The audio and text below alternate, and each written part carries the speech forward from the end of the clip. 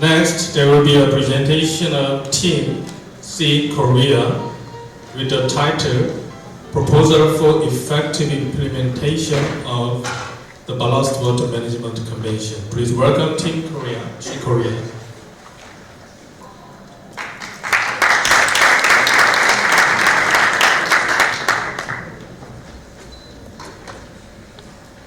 Okay, Team Korea, when you're ready, you can start.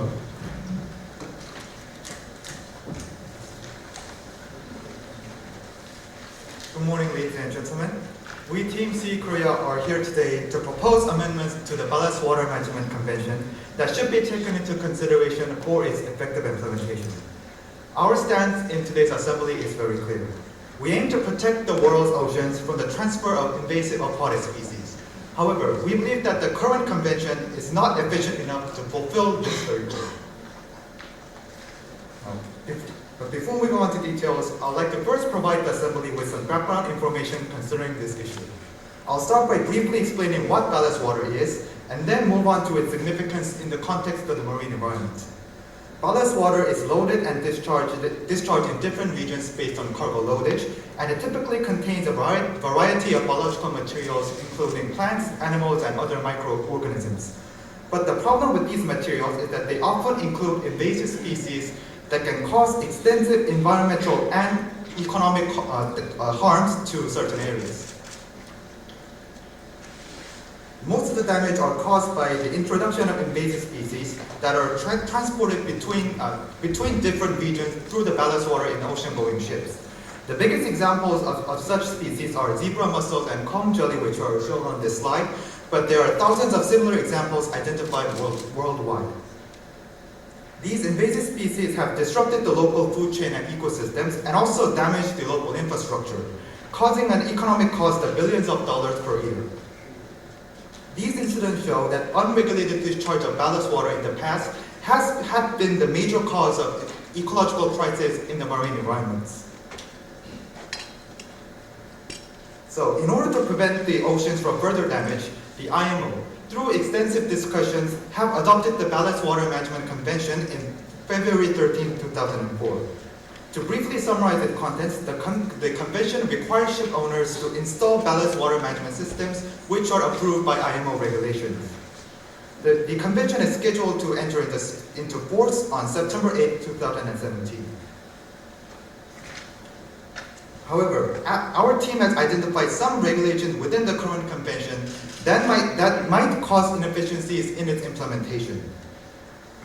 Our team will provide the Assembly with mainly 3 levels of analysis concerning this issue. I, as the first speaker, will explain what is the problem within the regulations by analyzing the current status quo of the convention. The second speaker then will continue and explain why such issues are problems that should be addressed in the Assembly. And finally, the third speaker will explain how to solve these problems by elaborating the necessary amendments. Now, to move on. First of all, we think that there are conflicting regulations between IMO and respective port states, in this case, the United States Coast Guard. This shows an absence of a unilateral global standard for approval, which can cause unfair burdens to ship owners who have to undergo approval under multiple regulations. The second problem is that the practicality of the convention might be low. This is because proper infrastructure for the installation of ballast water management systems are still under the stage of development in most countries. In fact, the resolution to delay the implementation schedule has already been passed and discussed, not passed, but submitted and discussed in the MEPC 70 session. And thirdly, there are lack of productive measures to resolve possible conflicts that might arise from regulations. Mainly concerning the issue of designation of the exchange area of ballast water. For instance, the ballast water exchange area between Korea and Japan remain undesignated because the two sides have failed to reach a consensus. We believe that there are responsive measures that can be taken by the IMO in order to prevent further similar incidents from happening in other regions in the world.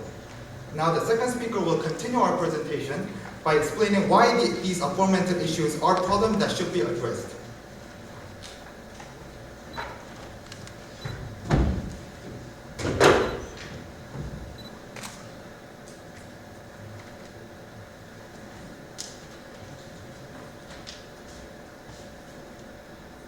Thank you, ladies and gentlemen. And now, as the second speaker, I would like to address why the absence of unilateral standards of giving approval to ballast water management systems is harmful. The basic reason is because ship owners face trade-off, and this trade-off comes from the disparity between the two standards. If you look and compare the number of systems that got finally approved by either IMO or USCG, 43 versus 4, you can see that there is a clear and distinct disparity between the two. Then what does this imply? It implies that most of the systems approved by IMO are not compatible with the standards of USCG, which means ship owners with IMO-approved systems have to face trade-off of giving up opportunity at the United States. Then what happens? In order for ship owners to avoid this kind of trade-off, they have to replace the system, which will lead to their facing financial burdens. Considering the average cost of ballast water management system and its installation, which is about $800,000 per ship, we think that this kind of unfair burden caused by the conflicting regulations should be resolved. Another reason why the absence of a unified global standard is harmful is because it harms the authority of the convention itself. Currently, IMO gives approval to ballast water management systems, and likewise, USCG has their own standard of approval. And it is also known that China is taking a similar step of making their own standard of approval independent from IMO.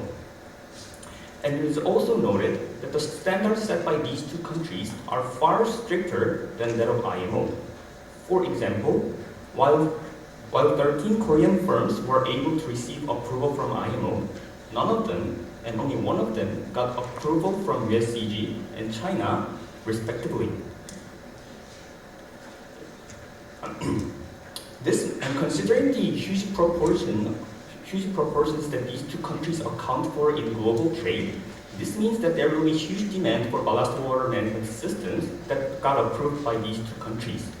And this will lead to manufacturers of ballast water management systems taking into consideration more about these two countries' standards rather than IMO BWM standard.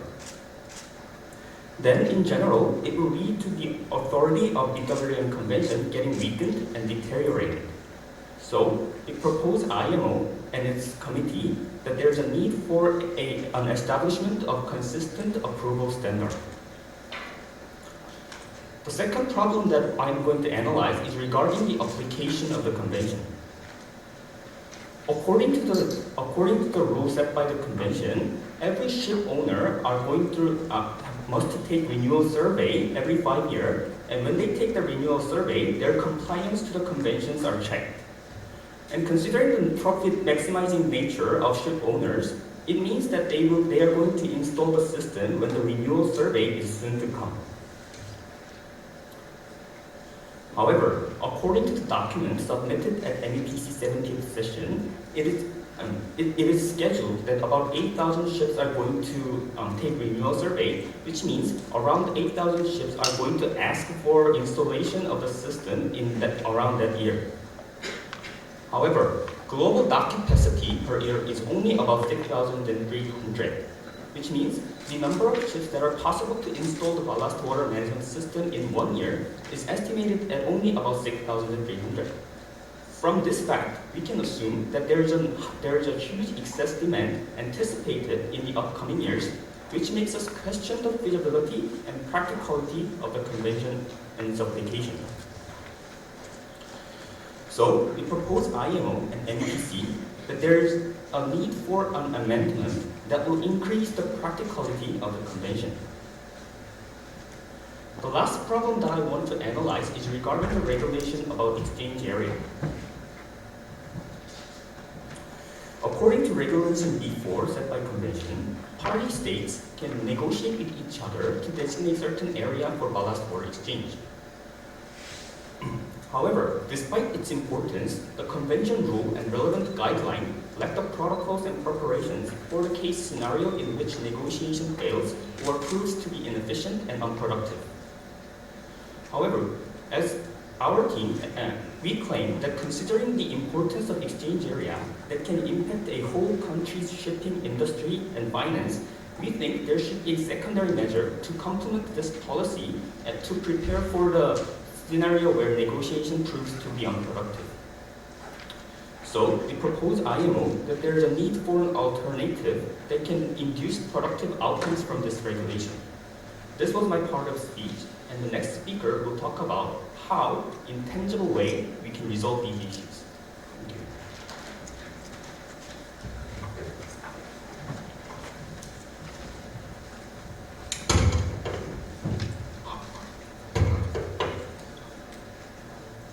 Now, the problems that we have explained to you up until now have led to a concern that the efficiency of the IMO Convention might decrease, leading to the deterioration of the total marine ecosystem.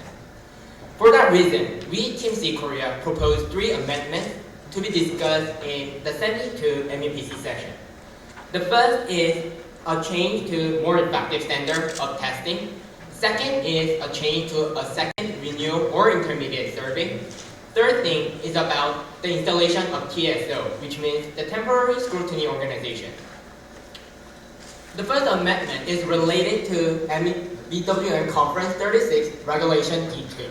In the first phrase, as you can see, ships conducting ballast water management in accordance with this regulation shall discharge less than 10 viable organisms. What we have to focus here is the word viable. Viable is one of the main difference that makes difference between USCG standard and IMO standard. The reason why viability is so important is because it is related to the measurement of the reproduction ability of an organism that have a potential of harming the total marine ecosystem. However, we Team Seakorea believe it is not efficient enough in trying to test the organism, so we want to change it into a word that related to the existence of the organism. With this, we believe there can be 2 benefits that can be gained. The first is that it is more effective to test.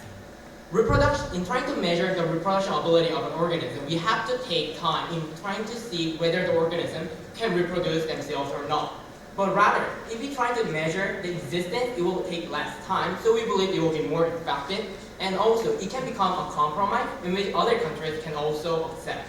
But not only that, in a globalized world, America and China can also benefit by following this unilateral IMO standard. The reason why America goes for their independent standard is because their import takes up to $736.3 billion. But they also have to take into consideration that their export takes up to $496.6 billion. And among it, there are industries like agriculture that are so essential for America to export to other countries. In 2015 survey, it was said that agriculture-related industries take up to $992 billion, taking up to 5.5% of the total GDP, and the output of America's farms takes up to 1% of the GDP. So if America not try to follow IMO standard and become isolated in this globalized trade, we believe they can also have an economic burden on their own GDP. The second amendment is related to BWM Conference 36 Regulation B3. In here, the phrase 2 states about first intermediate or renewal survey. We want to change this word first into the second. In the current status quo, the first renewal survey puts the deadline on 2019 or 2020. But by delaying it to 2024 or 2025, we believe there can be benefits from 2 aspects. First is the ship owners, and the second is the supply of technology. For the ship owners, we believe by delaying the deadline, we can disperse the demand of ship owners who want to get their ship and machines tested, so we can give them less economic burden of having to implement it in a short term. But not only that, the supply of technology can also have more time to improve themselves, allowing various ships to follow IMO Convention.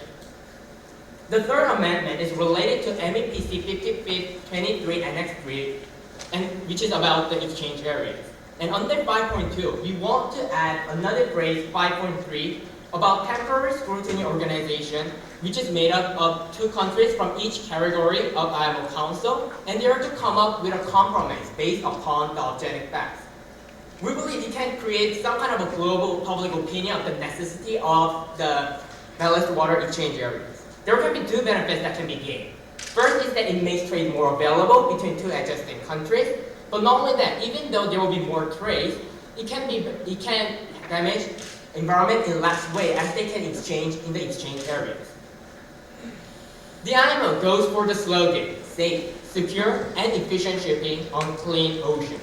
But we want to add three more words, with consistency, practicality, and productivity. Thank you. Thank you, Team Seakorea. Professor Moon, the floor is yours.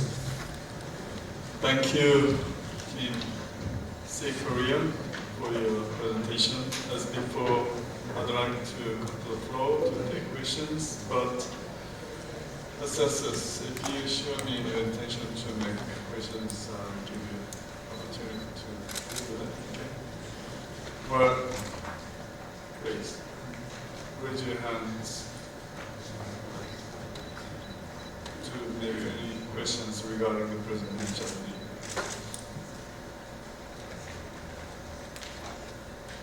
No?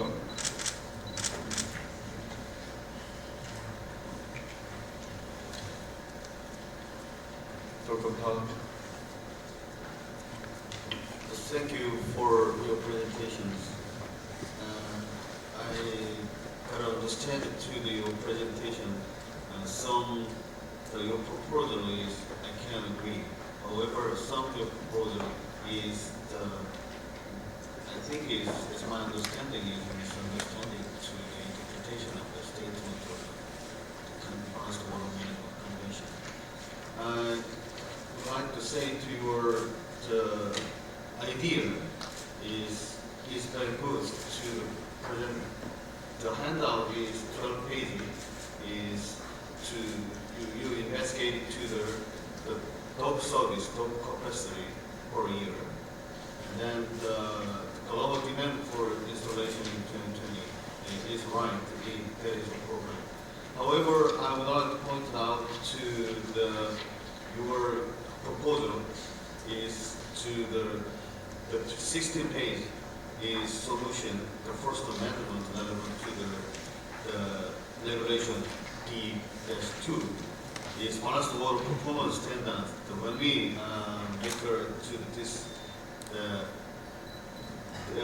this word viable is at the time, so we made it to why we use the viable is maybe is that word and insert to this statement.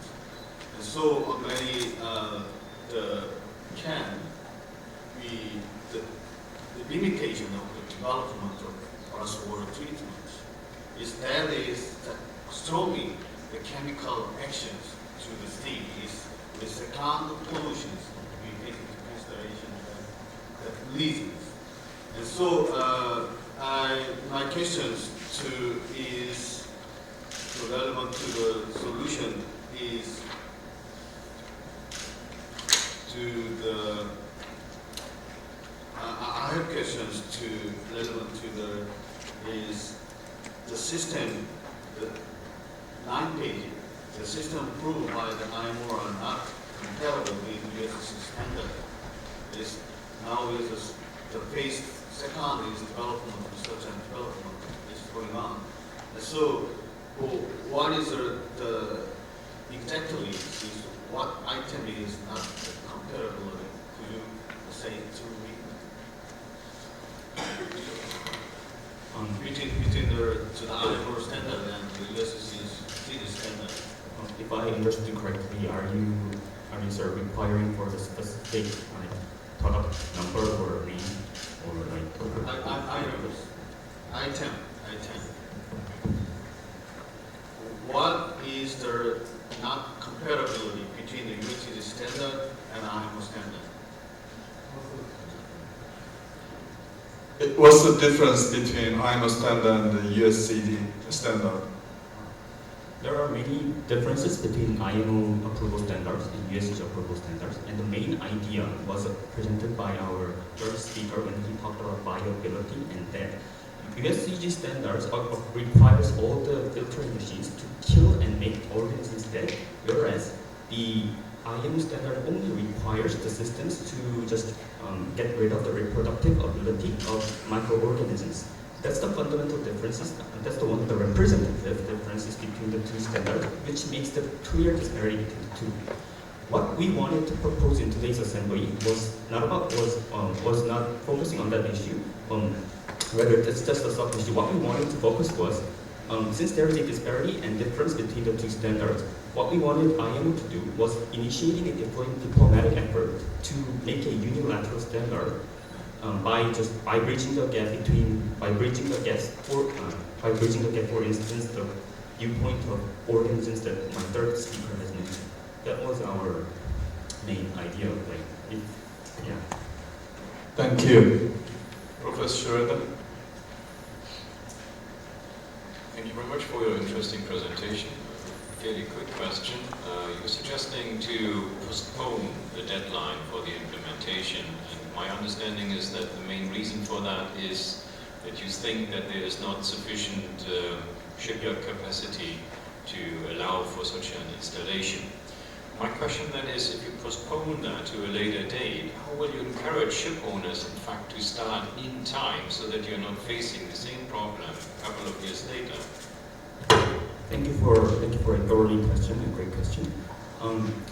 For the first reason why we wanted to delay the renewal date was because we wanted, firstly, to disperse the demand throughout more years, and secondly, this was not included in our presentation. Another reason why there is lack of capacity to fulfill the demand is because there are lack of diverse systems available in the current status quo. However, if we delay and defer the date to the second renewal date, my previous speaker has somewhat mentioned it, but if we delay the date, there will be more time for the supply of new technologies that will make more diverse choices and options for ship owners. If that kind of development takes place, we think that it would be much more practical and convenient for the convention to be applicable. And one more thing to add is that, and it was also included in the document, that global dock capacity also tends to increase over time, which means that if we postpone the date, the global dock capacity can also meet the required demand in the future, and that was our goals. Thank you. Thank you. Well, I'd like to come to the teams participating. For your information, it seems to be that you've been a bit hesitant to make questions because you've been told to make 2 questions all day. And my capacity, however, I'd like to give more than that, so that you can freely do your question to the President made about it at the end. Okay, and still we've got 2 minutes to go, and I'd like to take questions from participating teams.